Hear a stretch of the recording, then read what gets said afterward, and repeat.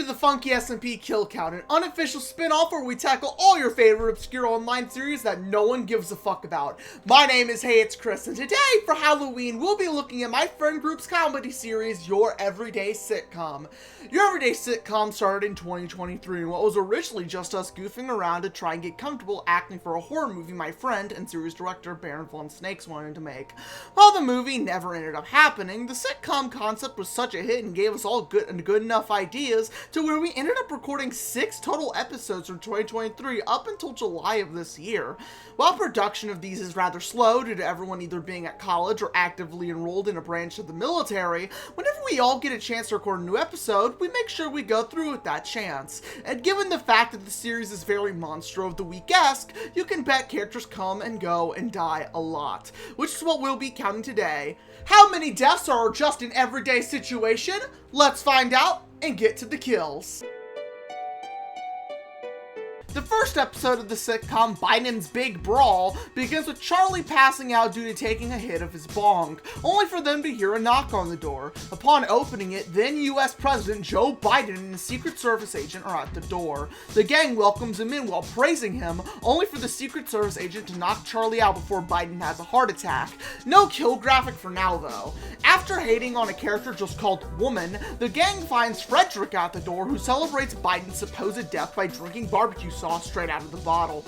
Donald Trump then shows up at the door and immediately tries to explain why he isn't like Hitler. This is the only time in the series that the main villain isn't played by Make It, but instead me. The tradition of using the Luigi mask with the face taped over it stays the same, but just with a different actor. Also, the series has random interviews in between scenes, but as nothing really plot relevant happens during them, I'm not going to mention them.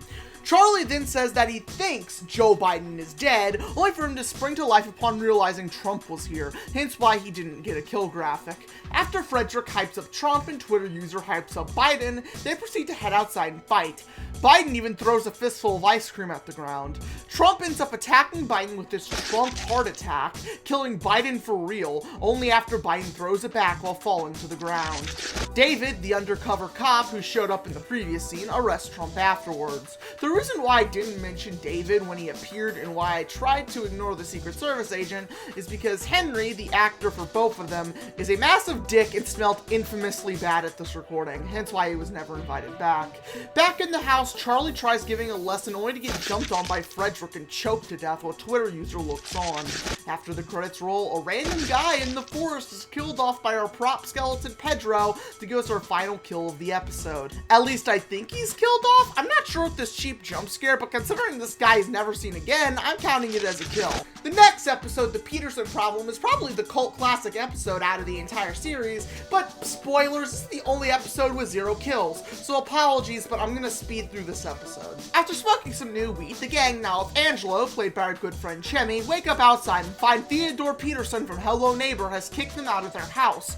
Frederick walks in and is assumed dead, so the gang tries to go save him, only for him to not be dead.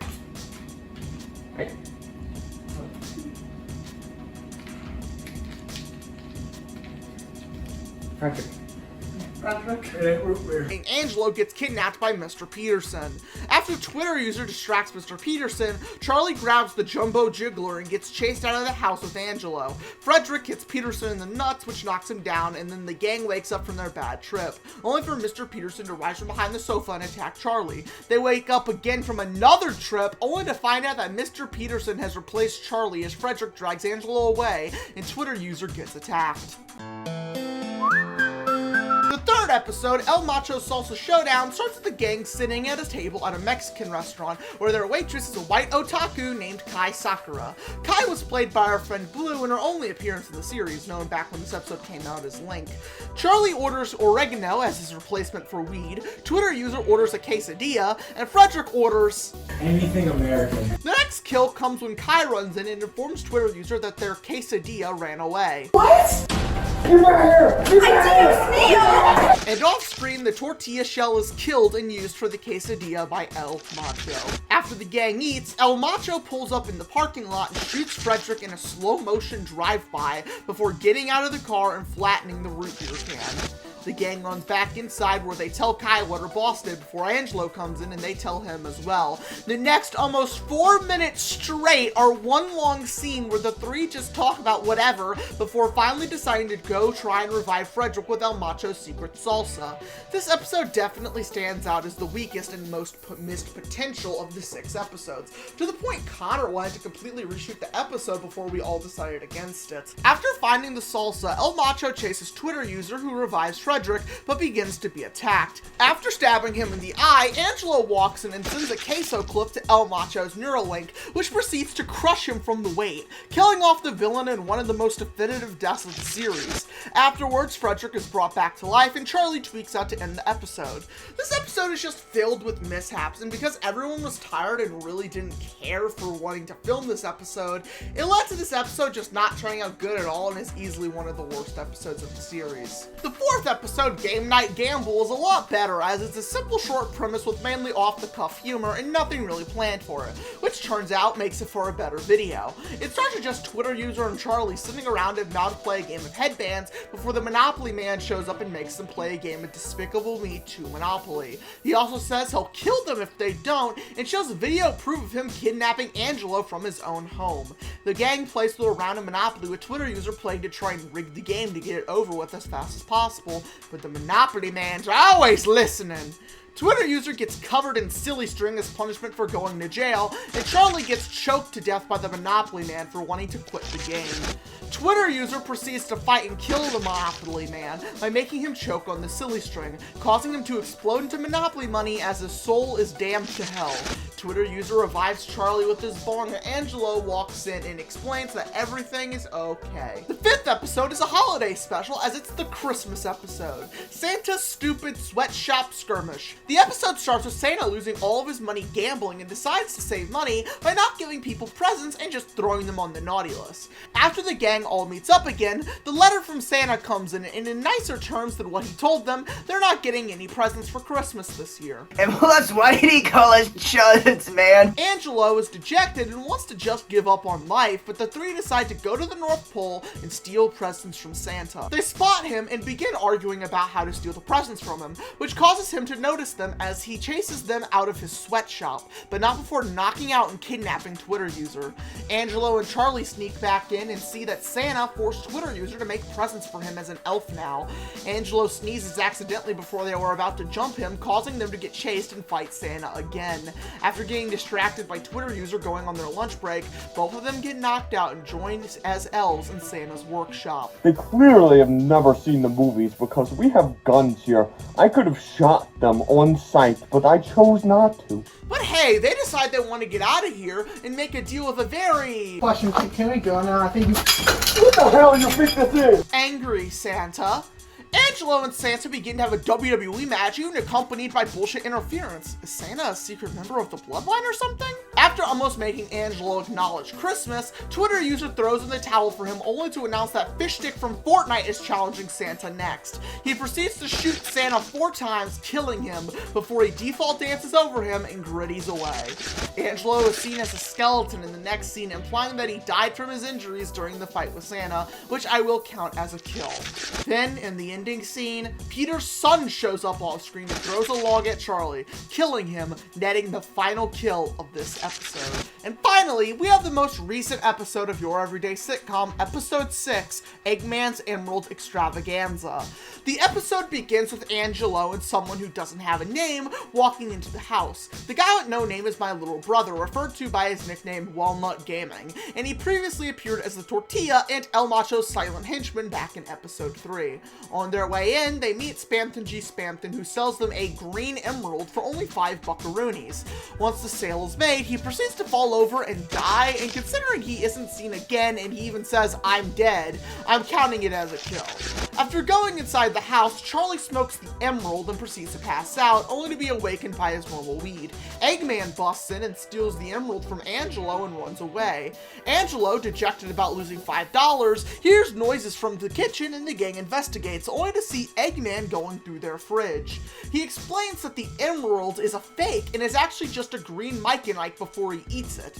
Angelo tries to stab him, only for Eggman to take the knife and stab Charlie as the gang runs away. Don't worry though, Charlie survives and crawls out of the kitchen for help.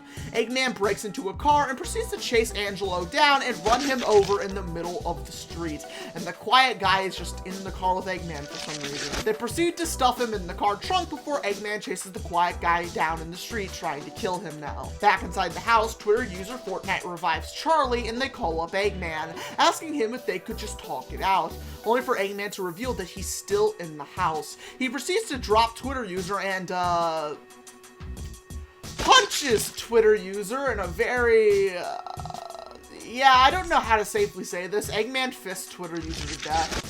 Eggman then tells Charlie he's next, and after the Sonic.exe screen plays, it cuts to a game over screen, which reveals that both Charlie and the quiet guy were killed off screen, ending the episode and the series so far with the entire main cast dead. So how many bodies does this goofy sitcom with way too many continuity problems rack up? Well, let's find out and get to the numbers. There were a total of 16 kills in the 6 episodes of Your Everyday Sitcom. Due to the ambiguous gender of some characters such as Twitter user, I'll be avoiding doing gender breakdowns, but I will break them down by character. The character out of the recurring cast to have died the most is Charlie, dying 4 times from the first episode all the way up to the most recent. However, he is tied with Make It, as she has died 4 times as well, dying 3 times while portraying the main villains and then Joe Biden. Angelo, and a character played by Walnut Gaming, both died twice respectively, and Frederick, Twitter user, the one guy in the woods, and a plushie Spamton from Deltarune all have only died a singular time. The episode with the most deaths is episode 6 with 5 deaths, and the episode with the least is episode 2 with 0.